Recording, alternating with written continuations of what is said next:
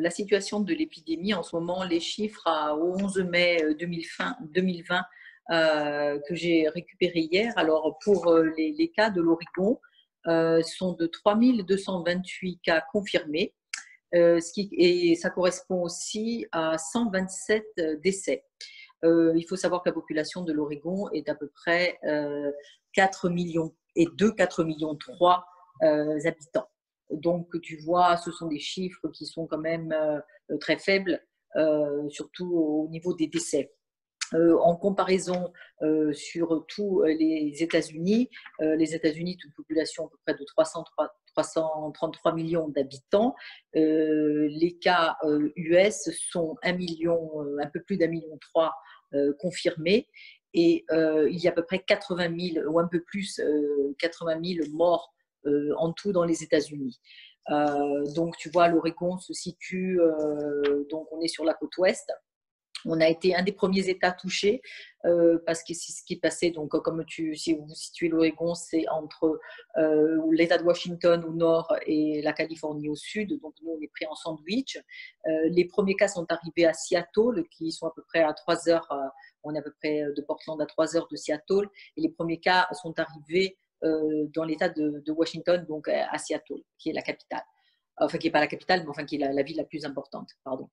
Et donc, de suite, les gouverneurs qui ont pris, qui sont en charge, bien sûr, de chaque État, ce sont eux qui ont pris les décisions assez rapidement, en fait, par rapport au reste des États-Unis, puisque les premiers cas étaient ce qu'on appelle le Pacifique Nord-Ouest. D'accord. Quelles sont les règles de confinement, si confinement, ou les règles de sortie? Alors, il faut savoir que chaque gouverneur est en charge de son État. Donc, ce sont les gouverneurs des États, le gouverneur de l'Oregon, qui a pris la décision, effectivement, de confiner assez rapidement au mois de mars, vers le 10 mars. Il a pris la décision de ce qu'on appelle shelter in place, c'est-à-dire en fait, de se confiner, de rester le plus possible à la maison. Il a aussi pris rapidement les décisions de fermer toutes les écoles, les universités, les lycées en premier. Et donc, ça a laissé de suite, tout ça a été fermé assez rapidement. Et beaucoup d'entreprises ont de suite demandé aux gens de faire du télétravail, donc travailler de la maison. Ça, ce sont les premières décisions qui ont été prises de confinement. Quelques semaines après, peut-être une semaine ou deux après, ont suivi les restaurants, les hôtels, et voilà, sont restés ouverts, un peu comme en France, uniquement que les supermarchés, voilà, les essentiels. Comment vivez-vous cette période? Alors aujourd'hui, nous sommes toujours confinés. Hein, si l'Oregon n'a pas décidé comme d'autres États. Je sais que le Colorado, par exemple, certains États ont décidé de se confiner. L'Oregon, malgré le peu de cas et malgré le peu de décès, décidé de toujours rester confiné. Donc, nous sommes toujours confinés. Alors, on est quand même chanceux. Je ne sais pas si tu vois derrière, mais tu vois, on est dans des forêts. C'est un état très vert. Surtout en cette période de printemps où il y a beaucoup de végétation, de fleurs. Alors là, c'est un état très agréable. Donc, on le vit plutôt bien. Évidemment, on aimerait avoir la perspective de pouvoir savoir quand est-ce qu'on peut partir en Corse, hein, et voir notre famille. C'est ce qui, bien sûr, nous chagrine le plus, si loin de là.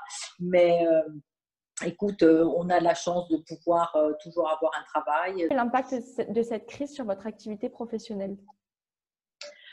Alors, moi, personnellement, écoute, pour l'instant, je dirais qu'on n'est pas très impacté. Je travaille pour une petite société investment management.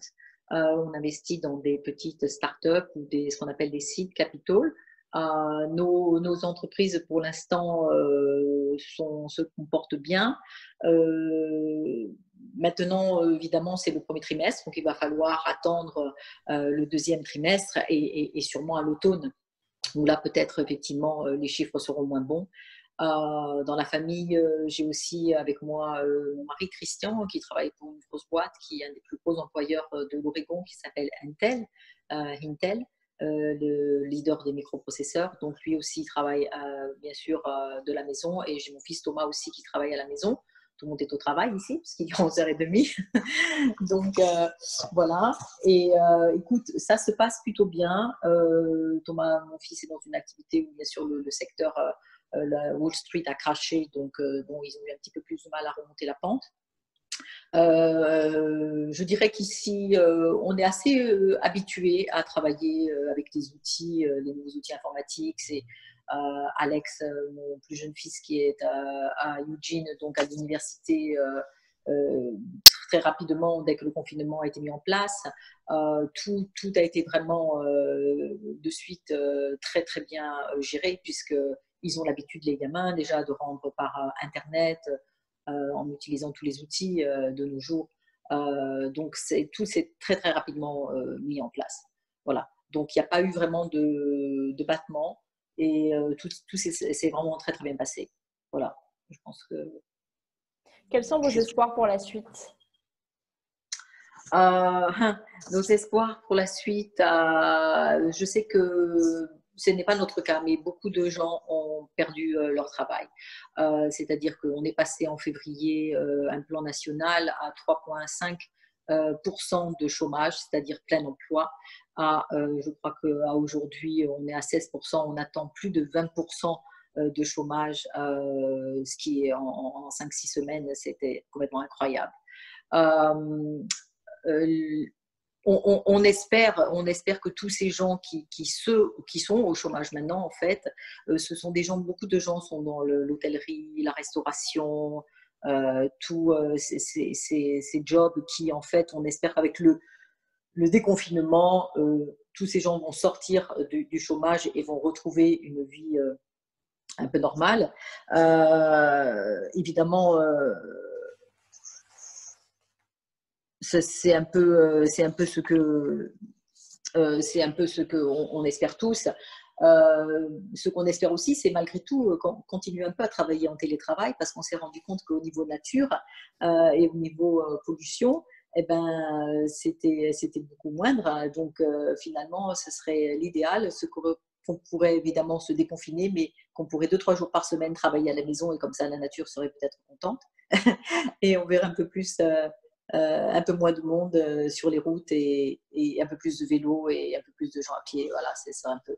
Mais effectivement, pour certains, il faut penser à ceux qui n'ont pas eu la chance de garder leur travail et qui sont dans des situations beaucoup plus compliquées, beaucoup plus difficiles que la nôtre actuellement. Merci beaucoup, Lucie.